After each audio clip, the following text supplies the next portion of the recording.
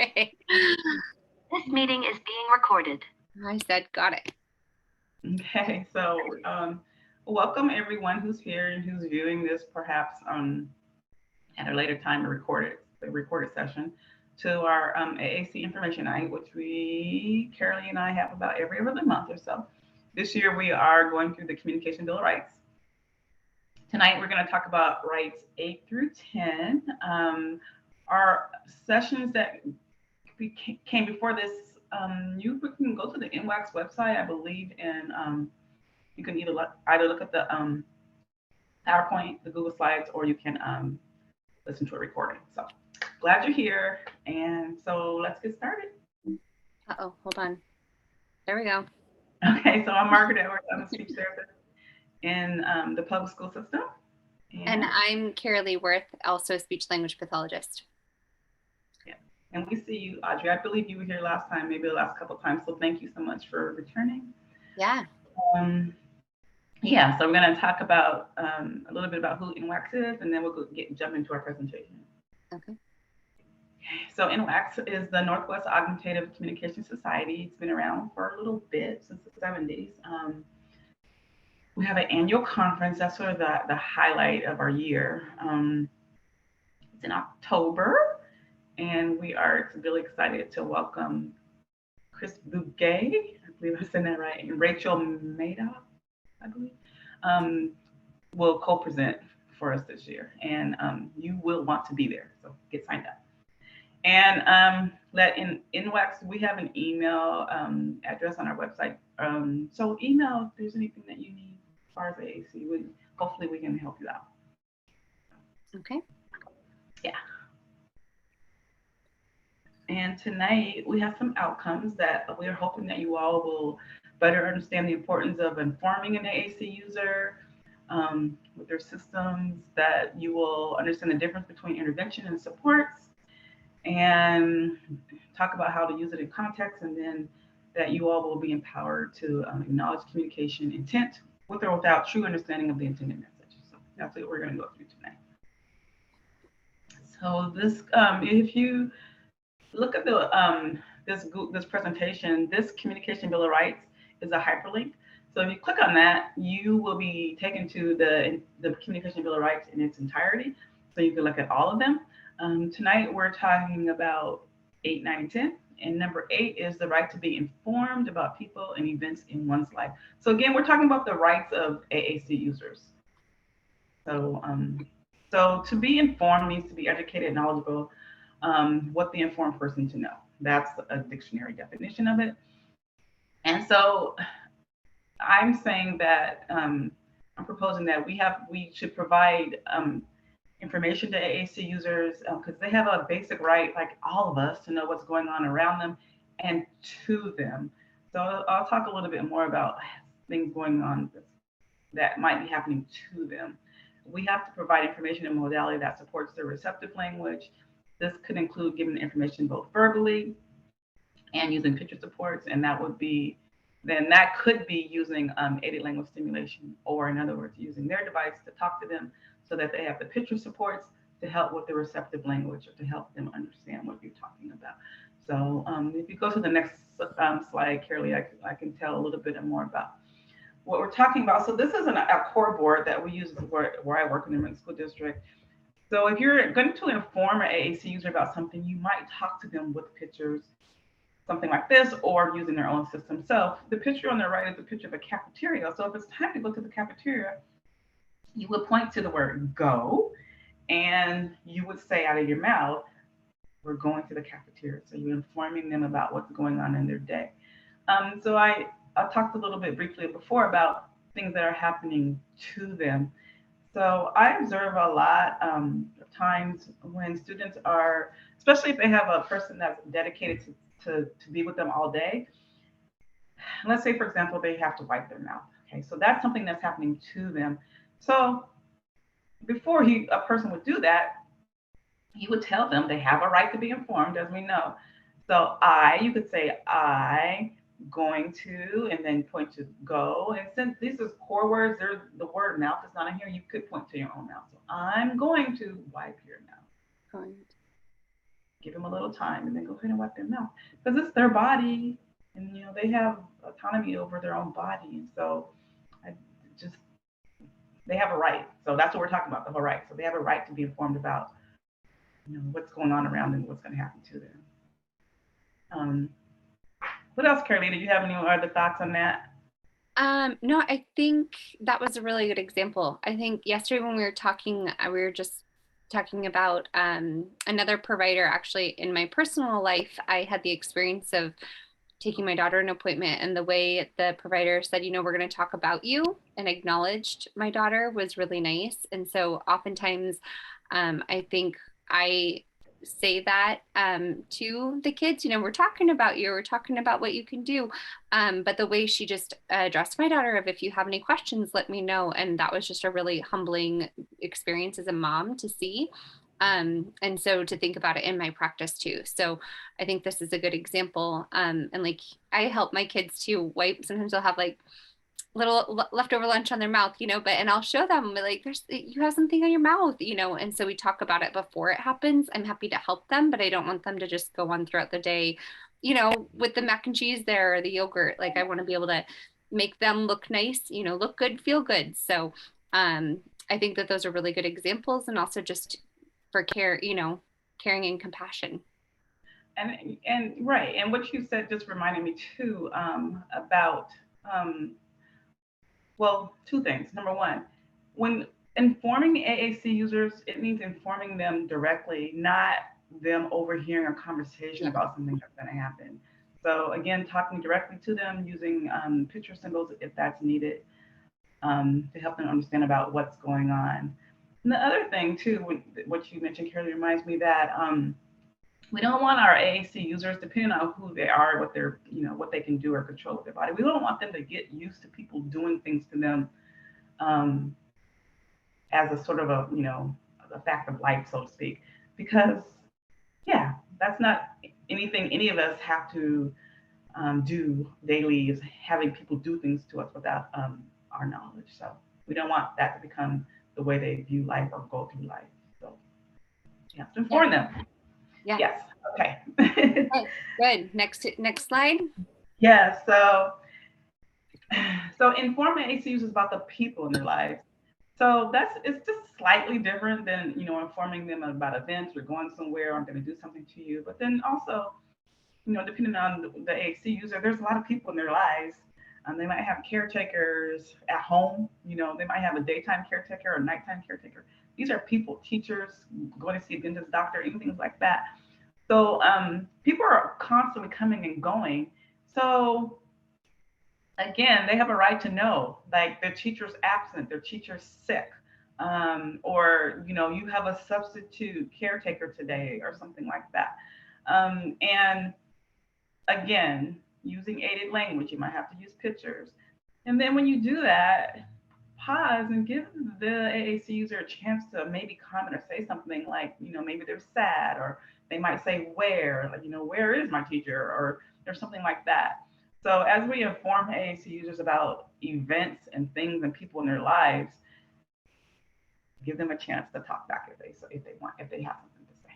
Yeah. Okay. So, and next is the right to access interventions and supports that improve communication. And so again, I've defined a couple of words, the keywords that I think are part of this right. Interventions means to intervene. In my mind, that means intervention is like speech therapy. So what we all call therapy. So that's how I interpret this. And supports to me are just people or things around you that help provide the necessities, things you need in life. They're providing them for you daily, long-term, ongoing. They are supporting you.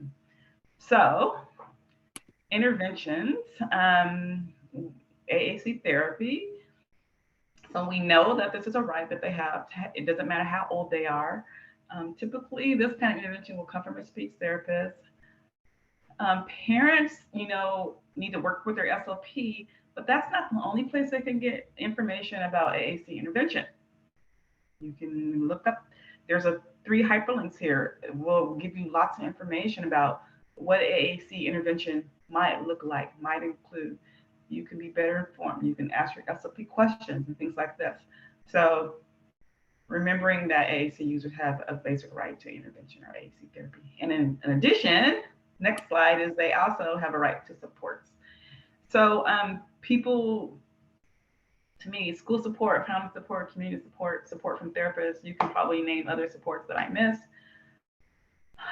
So I thought the best way for you to see supports is to watch a few clips of a video of a young girl who, it starts off showing her strong family support, and then you look at support from her therapist, and then finally we'll look at a small clip of community support.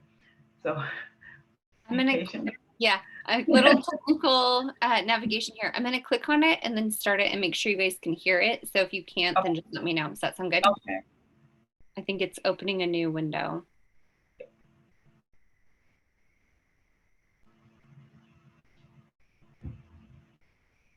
Can you hear it? Yes, yes, I can hear it. Mm-hmm.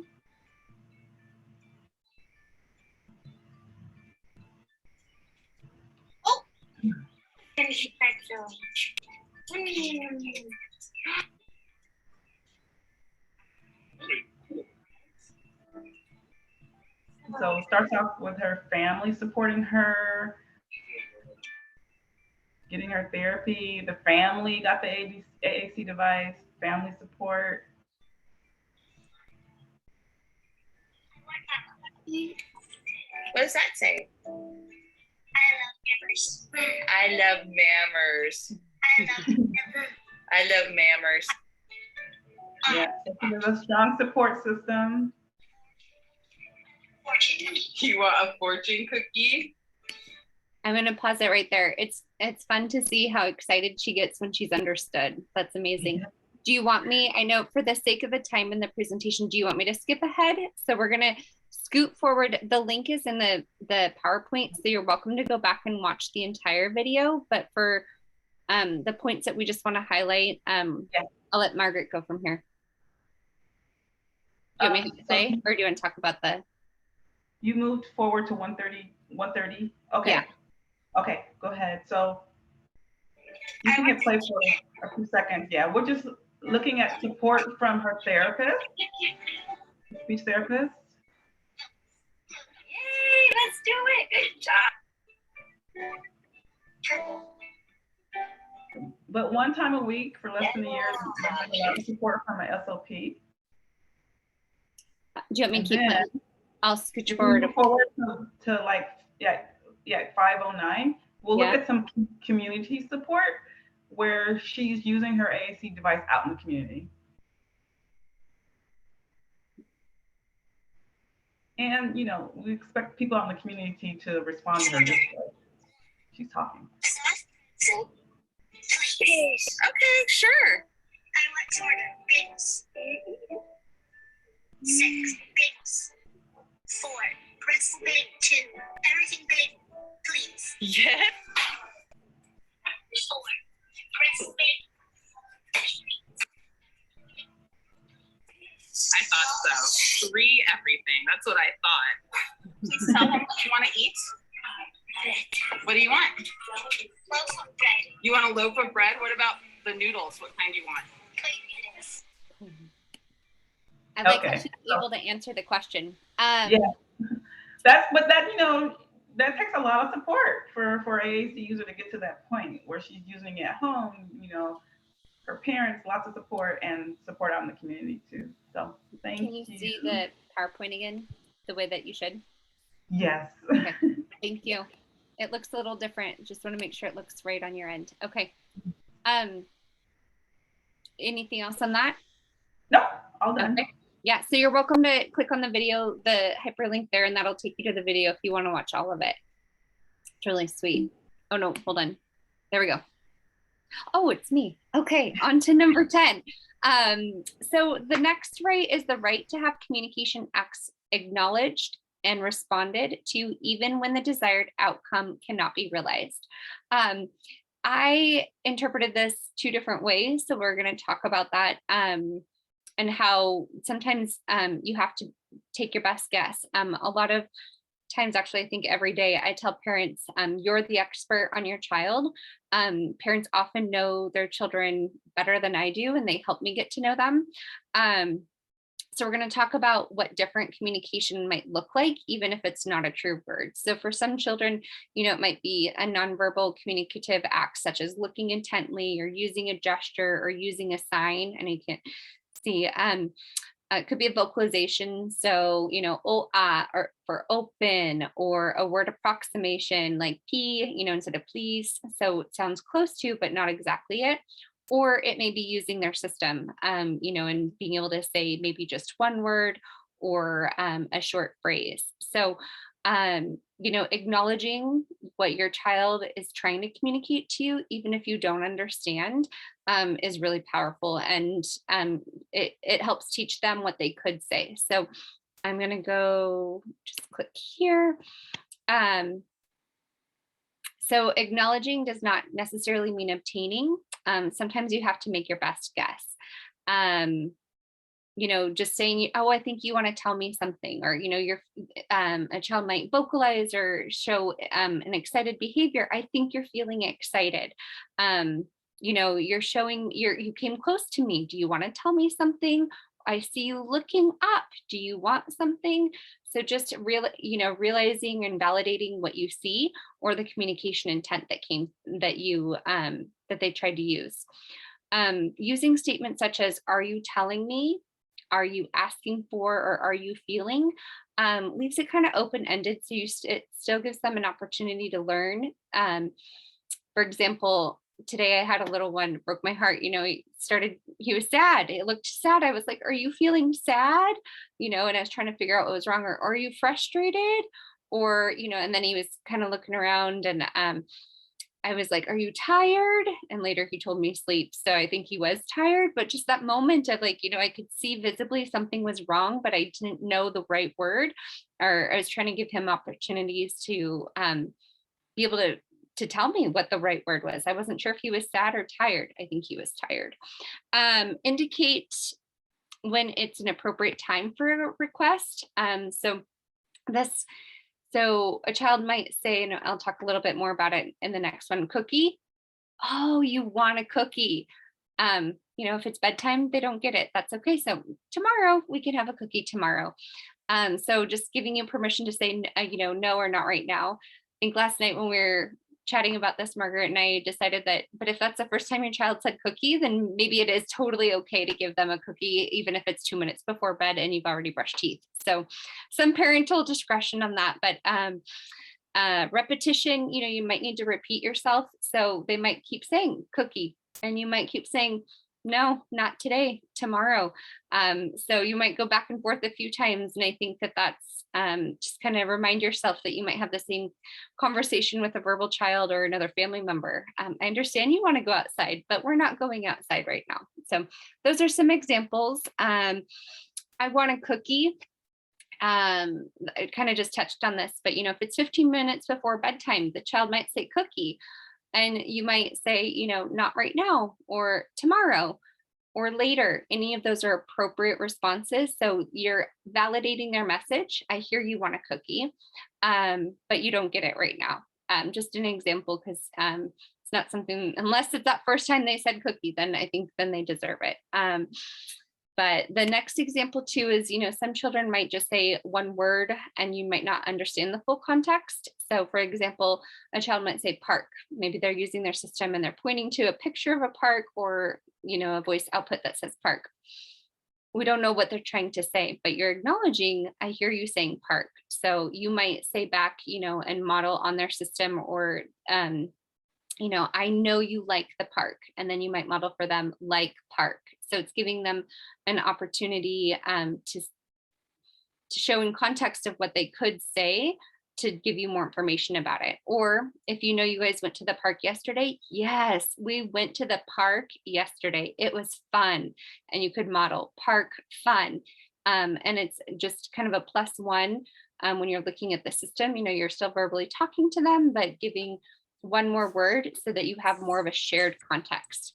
Or maybe you're excited, maybe the child's excited and they want to go to the park. So you could model excited park, or the example here is, we're going to go to the park Saturday. So I put the core words in bold, just so it's an example of what you could say to help expand that.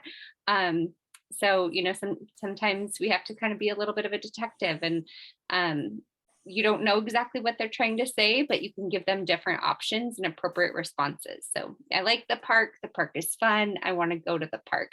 You might not be going to the park today, but you can at least acknowledge what they're saying. I think that's it for that. So that kind of wraps up for this evening. We have our list of resources. These are all links for you guys. The Communication Bill of Rights has the full list. Today we just talked about rights 8, 9, and 10. We have a couple more presentations for the rest of this year. ASHA is always a great resource. And then the bottom 3 are resources just if you're looking for other ideas for implementing AAC, or just a couple of them we referenced today. But so there's AssistiveWare, NWACS info has a lot of information, and then AAC Language Lab also does. Go to the next one. I know we had one jump on a little bit late here. If you have any questions, you're welcome to pop a question in the chat, or you can just ask right now. But we have 2 more information nights. They are tentative to change. We have one that we're hoping for either September, maybe October, and then early November. Anything else? I think that's, oh, there it is. Okay, one more, sorry. So just ways to get connected. Some of you might be aware of NWACS. We talked about the organization in the beginning, but if you joined a little bit late, or if you're just popping on now, this will be posted online.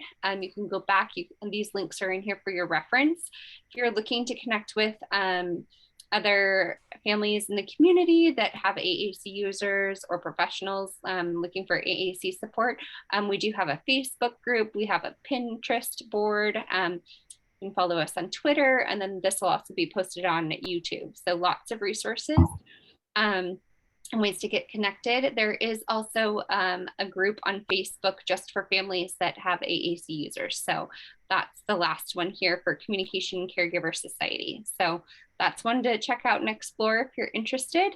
And I think that's the final page. So any other questions? Is there anything in the chat, Margaret? Can you click on it?